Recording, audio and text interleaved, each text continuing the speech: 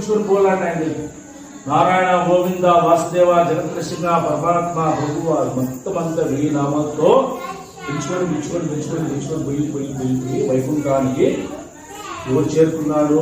నారద మహాముని. ఇప్పుడు మన అంతరిక్షంలో చంద్రుడు పంపించారు అట్లా ఎన్నో పట్టింది.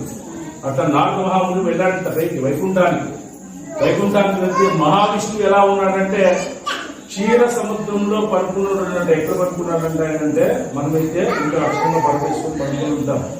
మహావిష్ణువు ఎక్కడ పడుకున్నాడు?